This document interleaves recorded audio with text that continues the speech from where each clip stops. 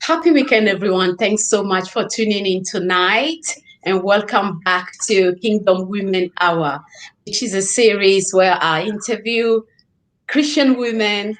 And today is the very, very special sister of mine, Afia.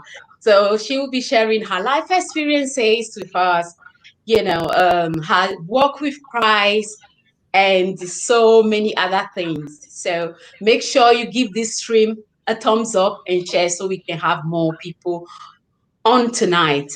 Salut tout le monde, très bon début de week-end à tous. J'espère que vous allez tous bien. Ce soir, j'ai ma sœur chrétienne. Elle s'appelle Afua et c'est une entrepreneure. Donc, ce soir, elle va partager ses expériences de vie avec nous et aussi nous parler de sa société Afmenaevents. Donc, je vais vous expliquer en plus de détails ce qu'ils font. So, welcome, Afia. How are you doing? I'm good, thank you. Thank you for having me. You're so welcome. Please introduce yourself properly and tell us what you do. Okay, so hi everyone. My name is Afua Bayayi, and I am a floral designer and event stylist. My company is called Afmenaevents, and I run that full time. I've been able to do so.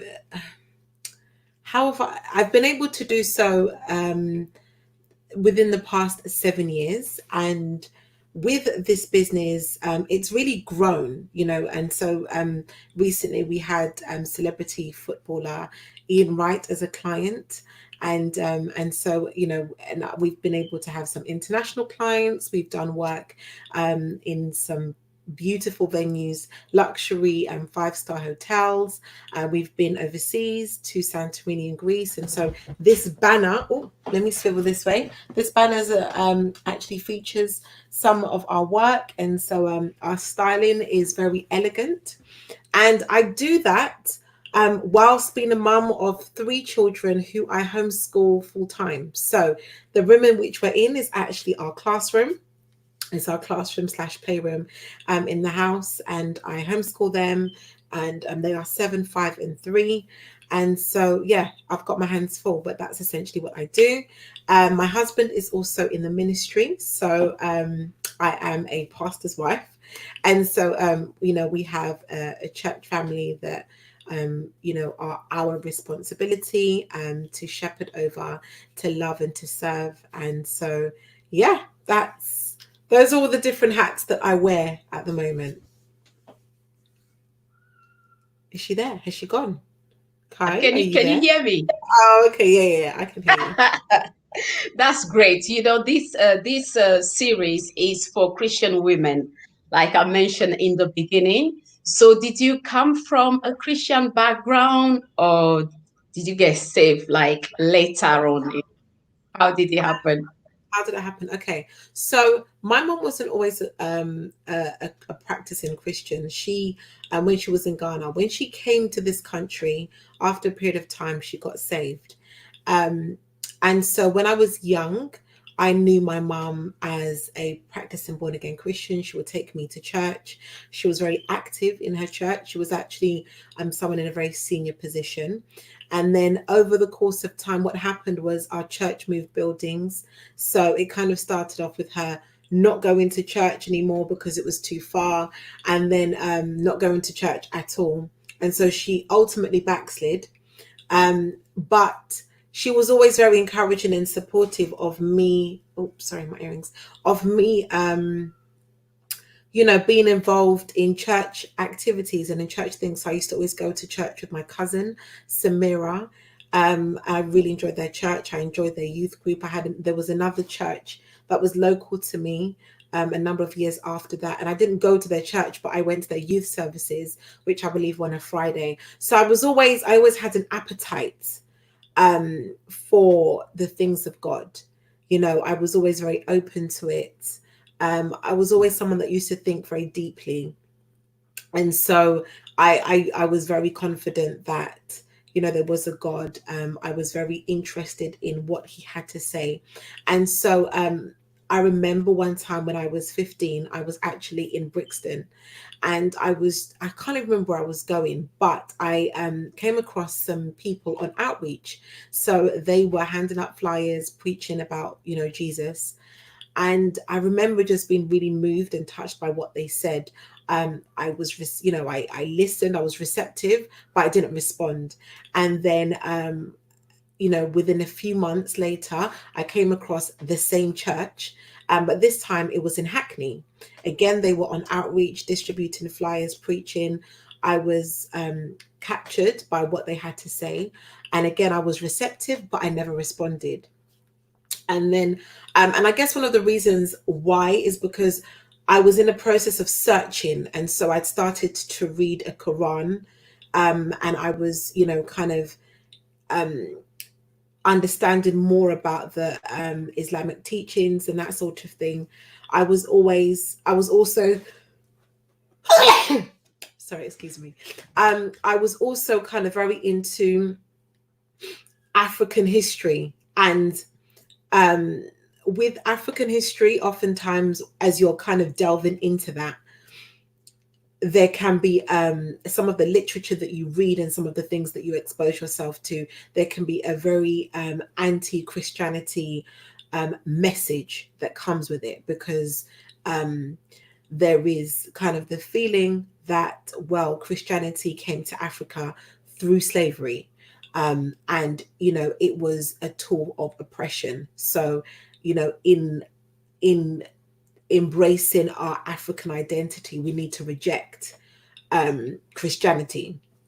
And so I was kind of reading a lot, and I was into a lot of African history and that sort of thing. And as well, at the same time, I was reading the Quran. And so I think because of me being exposed to all of these teachings, what happens sometimes is when you throw yourself into so much knowledge, you get confused. And I think that was part of the issue. Then a few months later, I came across the same fellowship, the same church again. And this time it was in Croydon. And again, they were on outreach, they were preaching, they were distributing flyers. And someone from the group asked me the question, if you were to die today, where would you go? And I didn't have the answer to that question. And that really unsettled me. And so I remember just being really touched and moved by those words and thinking, I have to seriously do something about this. I was receptive, but I didn't respond there and then. However, I went to the church the following day. I answered the altar call. I gave my life to Christ. And it was the Potter's House Church. And so the Potter's House Church, is the church. So I got saved that day, and I've remained in the fellowship ever since. The way that we are as a fellowship is that we have many different branches throughout the world and throughout the United Kingdom. So I was seeing the Potter's House in Brixton. I was seeing the Potter's House in Hackney. I was seeing the Potter's House in Croydon, all doing the same thing. And when I gave my life to Christ, that was it. So that was at the age of 15, and I'm now 33. I don't know. How many years is that? I don't even know. 15, and then now you're 33. So that's 18? 18 years, 18 yeah. roughly? Yeah. So did you come from a single parent household or two parent household? I would say a single parent household. My dad was an active father up until, I would say, my mid-teens. But I was living with my mum, and she was a single parent. So yeah, I would say it was definitely a single parent household, especially because I didn't really know my dad's family as well. So and he would just always kind of come and visit us, but I didn't necessarily go to visit him or stay with him and that sort of thing. So yeah, I grew up in a single parent family. So what role has your faith played in your life growing up? Oh, that's a really good question. What role has my faith played in my life growing up? I think when I see a lot of people in life, I see that there are many people that are walking around with baggage. Um, and, I guess there are certain life's decisions that they've made, which are poor decisions, and they're having to deal with the consequences of those decisions. Whereas, because I got saved young, I was exposed to so much wisdom in terms of just through discipleship, the exampleship from other people, and also the teachings that we had over the pulpit, just the kind of instruction through the relationship that I had with my pastor and his wife, and just observing their lives and their decisions, and that sort of thing. And so we were very much protected, I think, getting saved young. So I made very good decisions in terms of, by the time I got married, I was a virgin. Um, and besides that, in terms of financially, I've always made very good decisions financially, because I was exposed to those teachings. And so principles to do with being a good steward over your finances, making sure that you give as well as save, as well as budget, living beneath your means, being debt free, striving to be debt free, all of that kind of stuff. These were all principles that I understood from a very young age. And so I've really reaped the benefits of that throughout my life. I also think the friendships that I've had have also been very much wholesome friendships, edifying friendships. And that's really important. I think the friends that you have, the saying, show me your friends and I'll show you a character.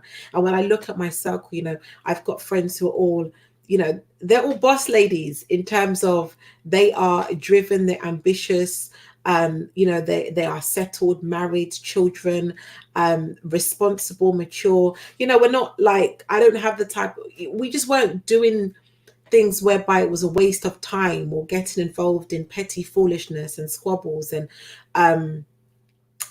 sometimes I watch, like, on my feed, like these episodes of the basketball wives, or I don't know what it's called, and I'll be looking at these women thinking, like, really, guys, like you're grown, like why are we fighting, like, over foolishness? But I feel like you kind of become a product of your environment and who you're Yeah. surrounded by.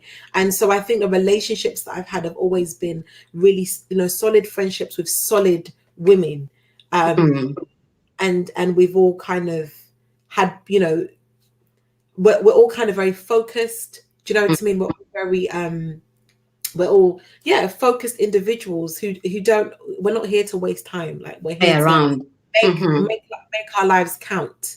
And so, yeah, I think those are the ways in which I think salvation has really impacted my life.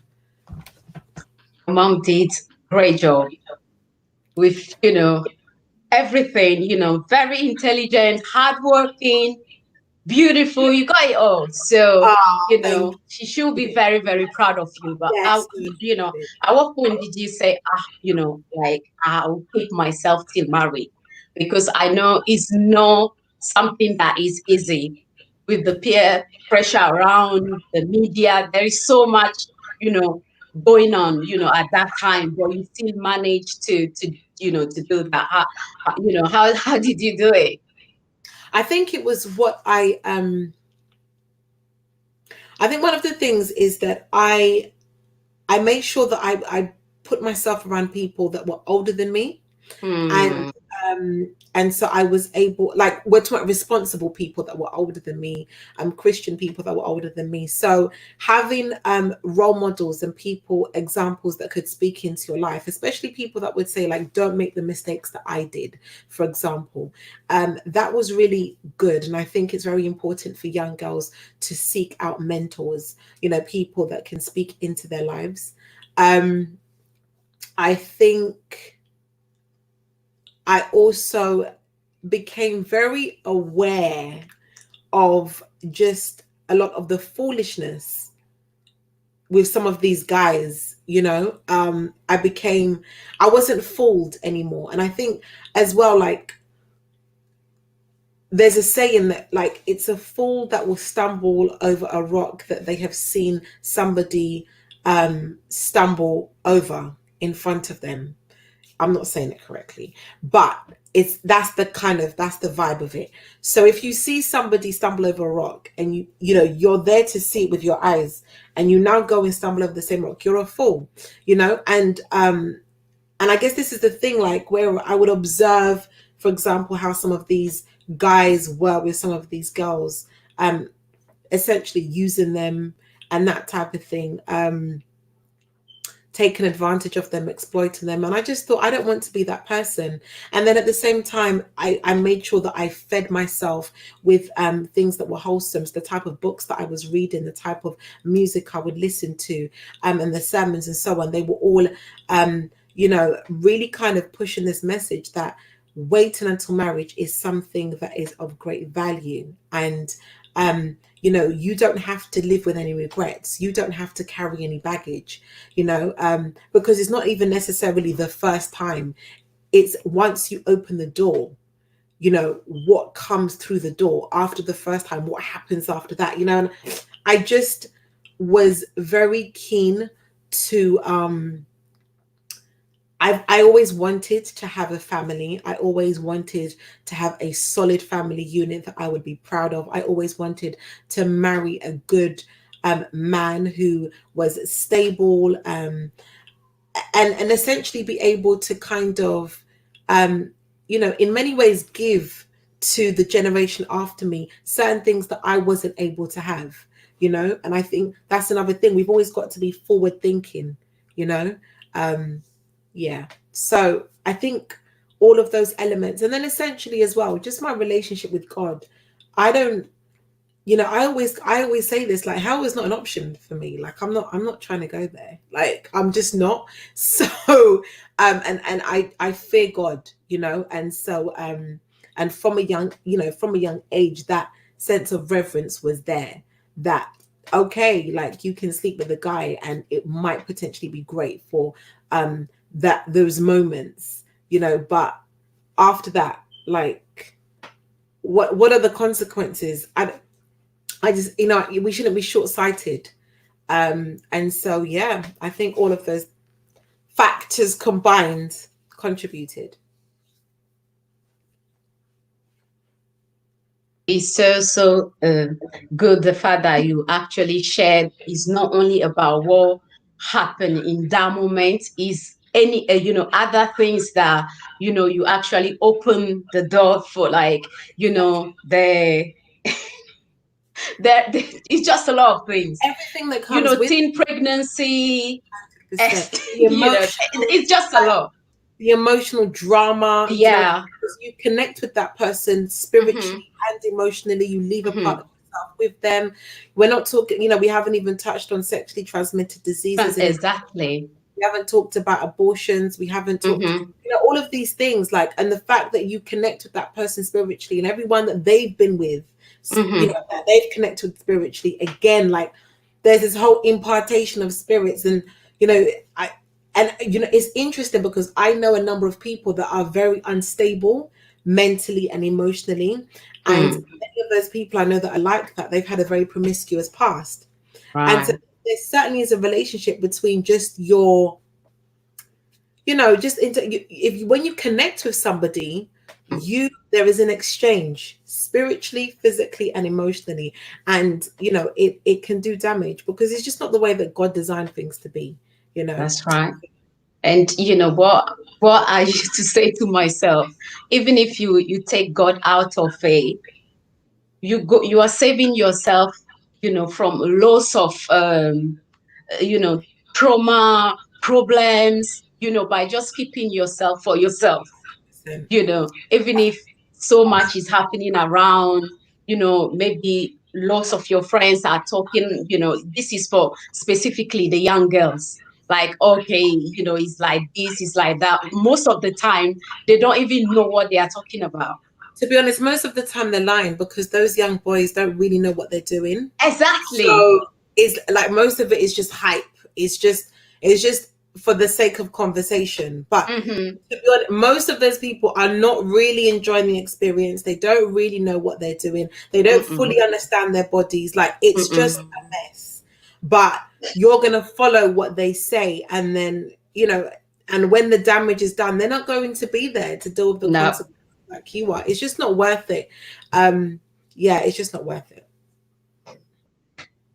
I'm sure the young girls are here, they are listening, or the one that watch later, it's for your own good.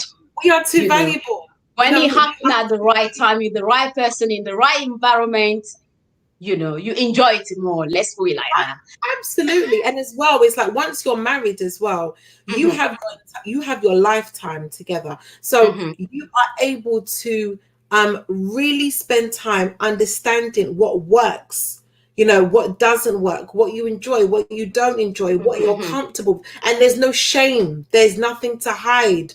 Do you know what I mean? So Mm-hmm. you can fully explore that sexual experience and that sexual Mm-hmm. intimacy in a way, in a way whereby there are no barriers, there are no boundaries. Do you know what I mean? Because we're meant to do it like this. This is how it's meant to be. So yeah. You're right, Afia. So, for the people that just joined the stream, Afia is the owner, let's put it like that, of Afmenaevents. So, you know, how did, your reaction? I just want to know your reaction when Ian Wright reached out to you. How did you react? I Yeah, was like, your celebrity client, and I'm sure he's like the first one at that time. So how's your reaction? so actually, so he's actually the second one. So we did a wedding last Right. year whereby like when there were celebrities, but not like mainstream celebrities. So she was a basketball player, and Okay. she's also an Olympian athlete, but she's based in America. And her Okay. husband is an American football player, and he's also based in America, but they're both British. So they came over here for the wedding, and so they were like our first celebrities, and then there was Ian Wright, and so but with both of these clients, the planners actually booked us. So it wasn't the clients themselves that came to us directly; it was the planners, and I think for you to get to that point, it really just requires being consistent. And you get to a point whereby you build credibility, your work speaks for itself. You have, a portfolio that boasts of your ability. And yeah, and I find that, and then what happens is the opportunities come, so that was really like, it was like, whoa, but at the same time it really filled me with confidence, because if these people of that standard of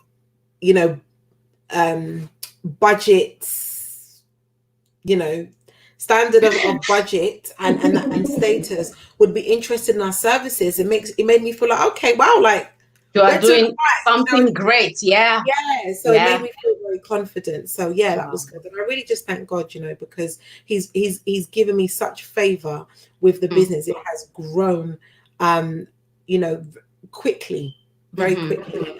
And so yeah. Awesome. So for anyone watching right now that want to start their own business, what advice you give them? Okay. Everybody is in my opinion, everybody Yeah. needs some type of side hustle business, something. I think if you're working a job, your job should pay your bills, and your side hustle or your business should build your empire. That's what I always say. I feel like we are living in a brilliant climate at the moment, where we're having so many especially Black people. We're living in a generation of like lots of hey, hi Sophia. We're living in a generation of like lots of first generation business owners when it comes to the Black community, and I think it's wonderful. I think what's happening is that we are realizing that this is an option, and and this is one of my issues when it comes to like school systems, and this is one of the reasons like this is one of the brilliant things I love about homeschooling, because in the school system you're encouraged to think about being an employee. You're asked what job you would like to do. You're taught how to write a CV. But in terms of communication with, you know, what type of business would you like to own, or let's teach you how to write a business plan, that is lacking. And you know, when you are a business owner, you begin to own your own time. Do you know what I mean? You're not caught up in the rat race. And I think that's extremely powerful. So I believe that everybody should, if you have children, try to instill it within them to think about how to think entrepreneurially, you know, get them thinking about what type of business they could do, even if it's, I don't know, selling something like, I don't know, something really basic, like they could make, I don't know, natural lip balm, and teach them how to sell that, whatever. But I think everybody, if you're a parent, you should try to encourage that with your children. And if you're not a parent, and for yourself, I think everybody should have a side hustle, because I feel like our jobs are good enough to pay our bills. But if you're really trying to build an empire, when I say build an empire, I'm talking about things like generational wealth. Yes. I'm talking about things like, you know, being debt free or financially free. I do believe that being in business in some way really just helps you to take those steps quicker. So I would say definitely to start. And I think consistency. I do definitely feel like this, especially with Black people. I'm really sorry to say this, Yes, but I'm going to touch on that. I feel like a lot of Black people don't know how to stick with things. They want quick results.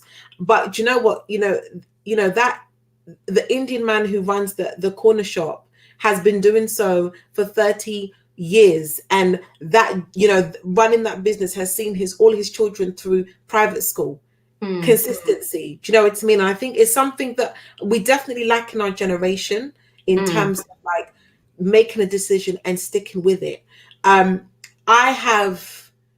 There were many times where I could have given up with the business, for example, because it was hard. You know, when I set up the business, I was on maternity leave with my first son. I went back to work after 9.5 months. I was teaching, so I was in full-time work. I was head of department. So I had a responsibility, you know, of an entire department. So I'm teaching, I have a new baby, my husband's in the ministry, and I'm running a business on the side. Like, it was intense. And then I went on maternity leave for my second son, like 1.5 years later. I'm still running the business. So now it's all of that and 2 children. Do you know, like, you know, there have been so many times where, you know, there'll be times where I have events, because I deal with a lot of weddings. Typically speaking, we would have finished clearing a venue by, let's say, 2 o'clock in the morning. I get home at, like, let's say, by the time that we've offloaded and so on, I get home 3-4 o'clock in the morning, and then I've got to be back up again to go to church, slap on the makeup, act like, you know, hey, I'm good, because I can't skip church because I'm tired. I'm the pastor's wife, you know. So there've been many times where I had good reason to be like, this is long. I can't be dealing with this. But you have to be consistent. And I think just having that, you know, to be honest, to be in business, you have to have tenacity, and you have to be somebody that's resilient. Because, you know, and especially because there's nobody there to put that on you. When you are at work, you have your manager or your boss to kind of be like, come on, you know, you are your boss. You have got to motivate yourself to grow the business, to get to work. Do you know what I mean? And so you've got to develop that sense of resilience and tenacity and that hard working ethic. You know, we've been on lockdown, and I managed to furlough myself because I'm technically an employee of my company. So I'm still getting 80% of the salary that I was paying myself being paid by the government. And I could be like, I'm going to just be Netflixing and chilling, you know? Hey. But I'm very much aware that this season is going to end. And at some point, you know, I've got to have been investing in the business so that it can keep growing post lockdown. But I've got to motivate myself to do that.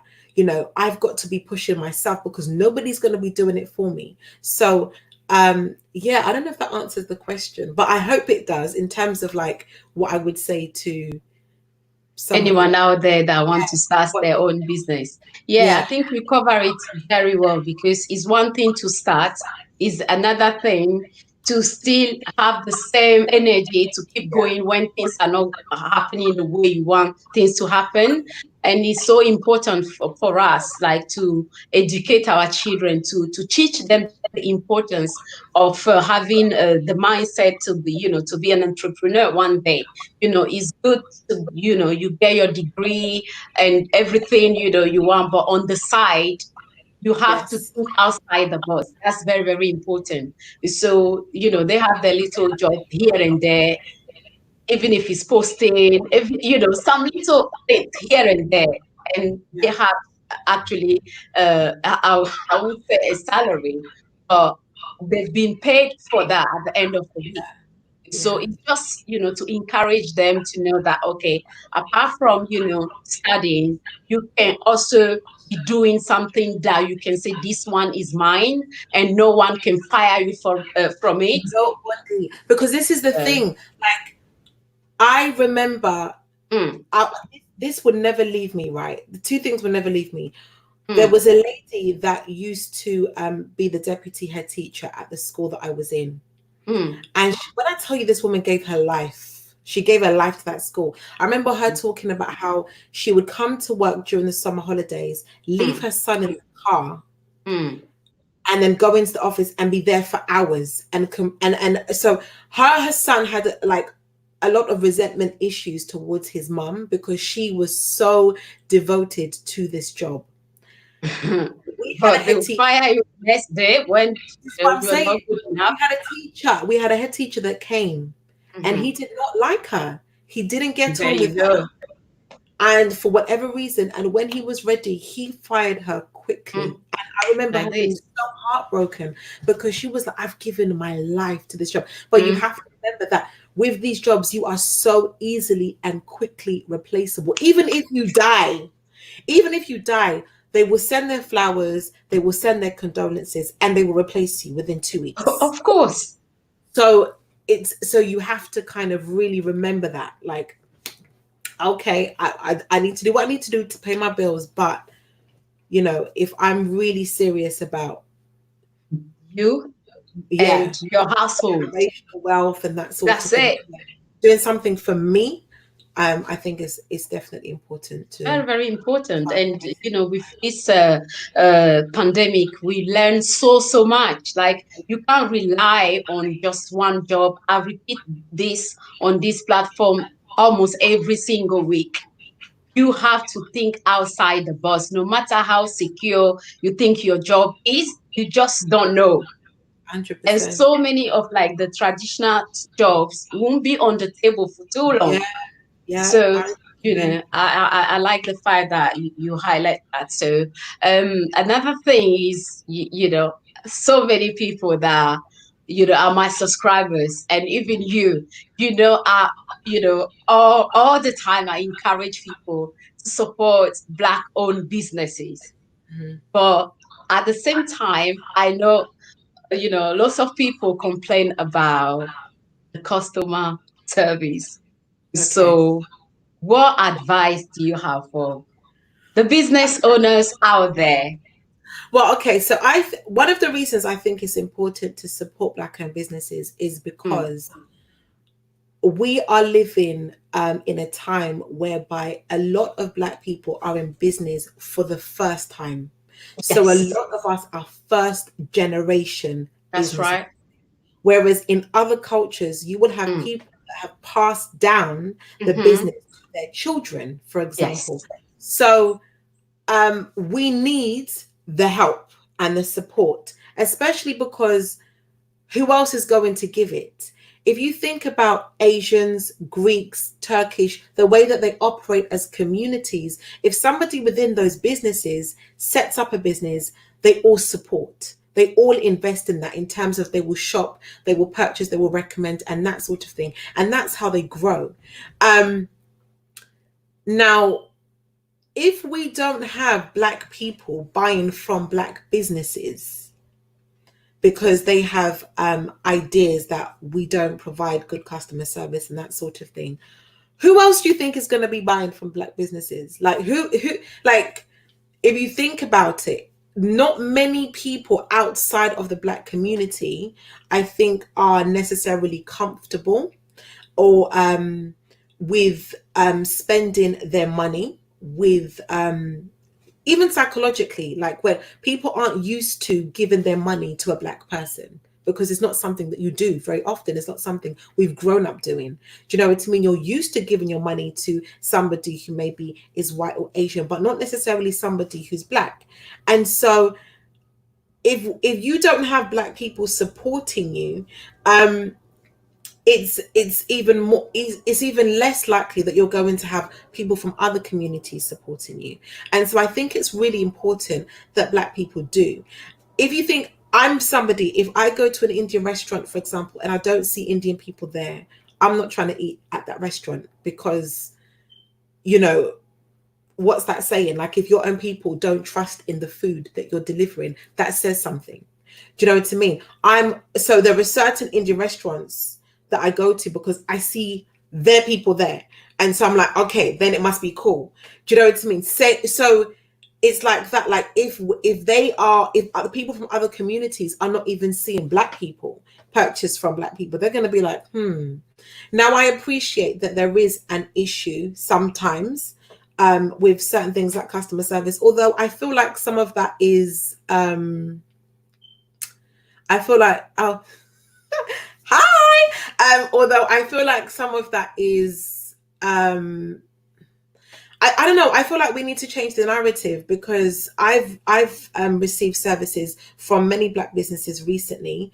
I'd say within the past year and a half, and I didn't have an issue with customer service. So I think that's changing, especially with our, people of our generation. So I think that's a narrative that probably needs to change. And if it's a thing whereby you see it's an issue, and I think out of love, say something to help kind of educate that person, and to just out of a desire to see them do better, to see them improve. And because feedback is important for for the growth of any business owner. But I think what's not helpful is for you to walk away and type up an angry post about this business because, oh, chuck black people, and like, that's not helping anybody or anything. So yeah, I think it's important, if you do see black business owners, to give them as much support and help as you can. And at the same time, I don't think that, I think a lot of businesses are doing quite well when it comes to things like customer service and that sort of thing. Besides maybe, like, I don't know, a random Caribbean food shop or something, maybe. But, to be honest, I personally haven't experienced anything like that for a while. So I feel like we're doing okay. And if you do find that you experience something you're not happy with, give them the feedback in a polite and friendly way. I agree. Yeah. I agree. That's the mindset we should all have when it comes to, we have to learn to be patient with our own. And, it's now like you said, it's like first generation thing. Is now we're seeing like more black, business owners out there. So we have to be patient with them. And, they also have to be in a position to humble themselves and listen to the people. Yeah. That's very, very important. Yeah, So if you're, as a mother of 3 young children, a business owner, how do you keep the sparkle in your marriage? Hey. Yes. Where's my husband? Can he hear me? Can he hear? Well, I think, to be honest, we are very good friends. And I think we're very good with communication in our marriage as well, in terms of having the conversation, addressing things, talking things through, and that sort of thing. So that really helps. Being friends, having a very good friendship, like genuinely enjoying each other's company, and at the same time having communication as a strong feature in our relationship has really helped us.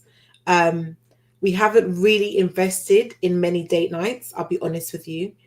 We're both extremely busy people, and I don't think it's something that we have really prioritized in our agendas. And with the children as well, that doesn't help.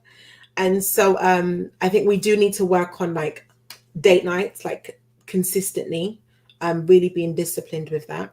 We Mm. go every year to a marriage seminar. Uh, of course, this year it didn't happen because of COVID, but every year since we've been married, we've always attended marriage seminar, which is like a weekend away. You hear sermons about marriage. You're able to like mix and mingle with other married couples.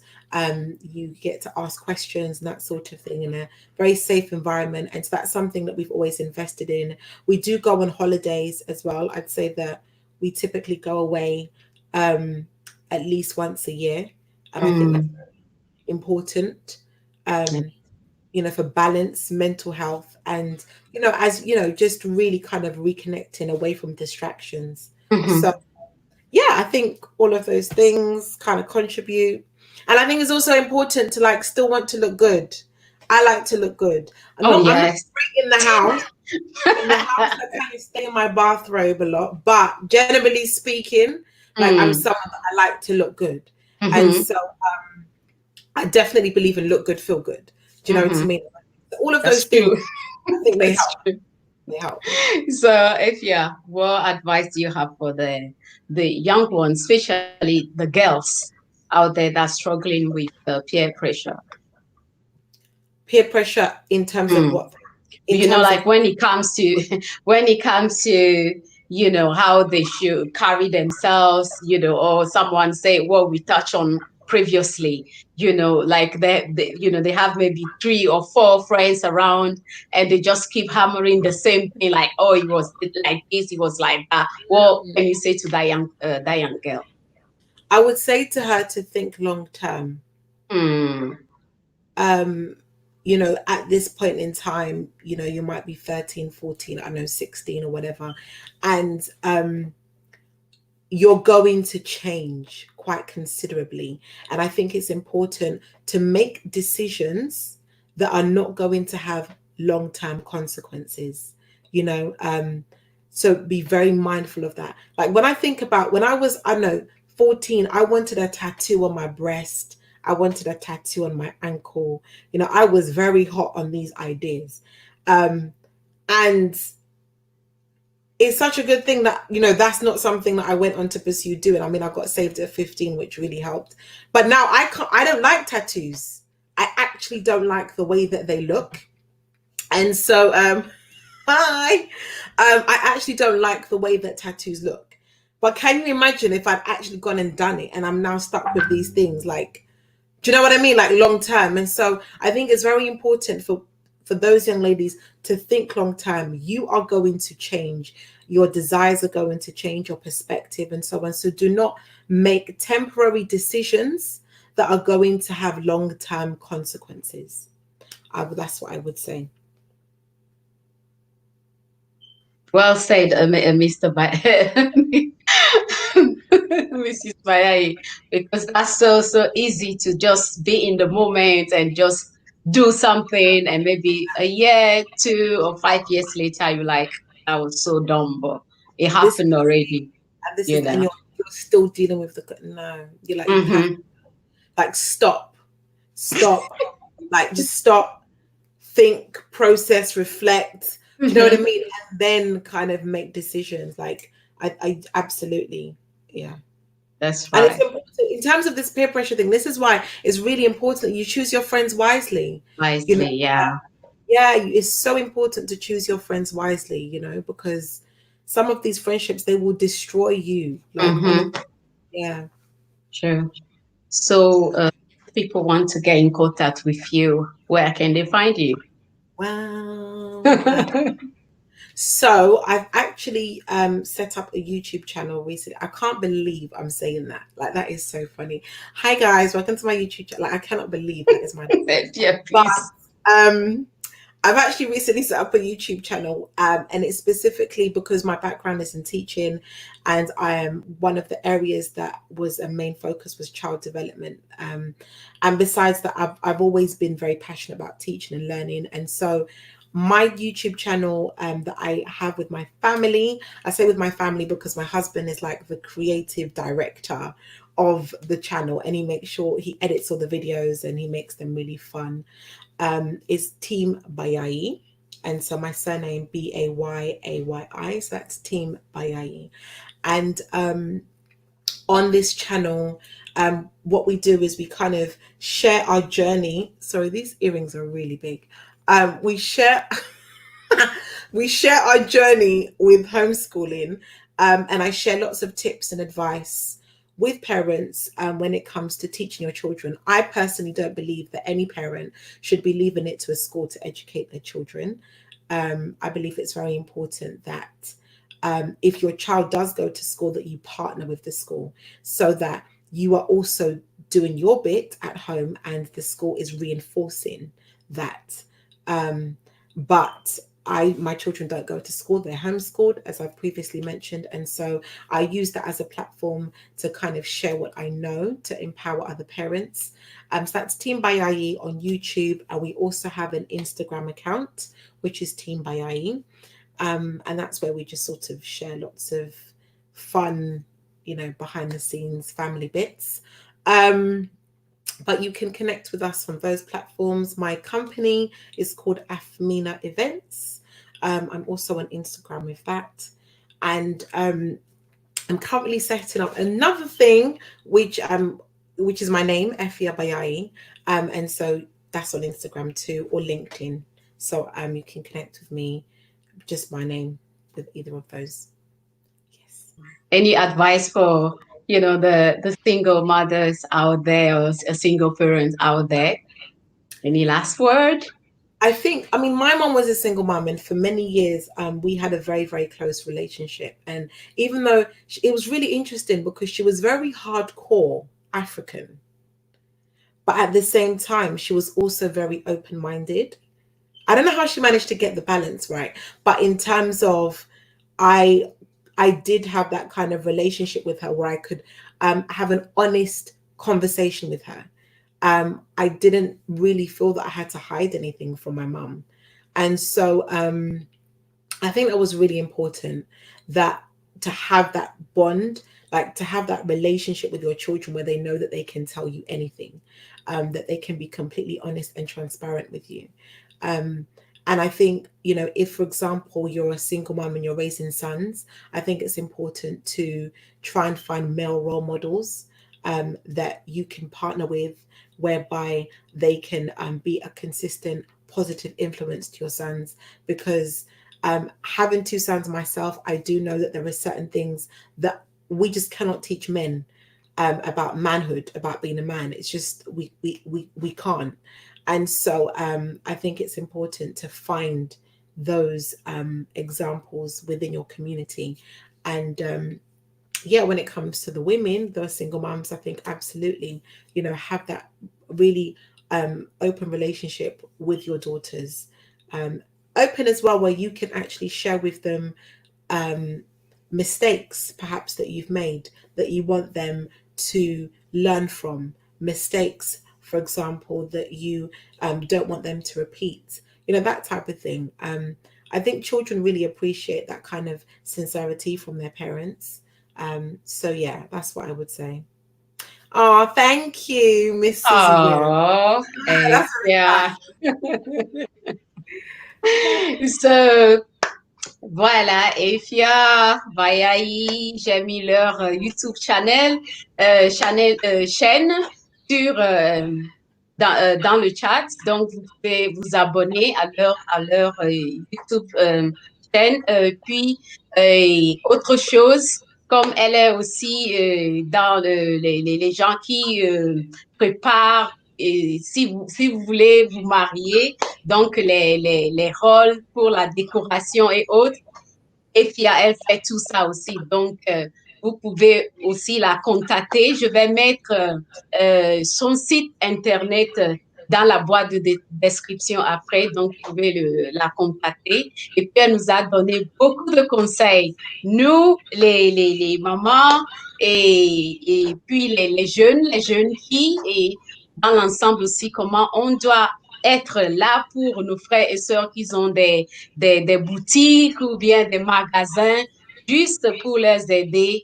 Il faut que nous aussi, on dépense nos agents dans leur boutique. Donc, en gros, c'est ça. Et puis, elle a partagé comment et la foi en Jésus l'a aidé à être la ravissante, intelligente et femme qu'elle est aujourd'hui. Donc, merci beaucoup de nous avoir suivis ce soir et très bon weekend à tous. So, Efia, thanks so much for your time and for Thank sharing your amazing story with us.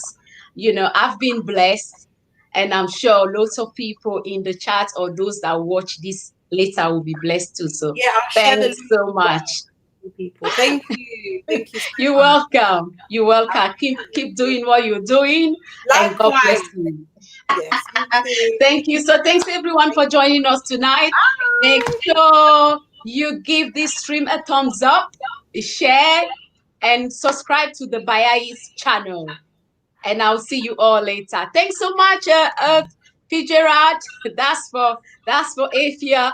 He said you look so much like a close relative. So I'm happy you managed to join the stream, Fitzgerald. Thanks so much. And I'll see you all later. Enjoy your weekend. Same to you. Bye. Thanks.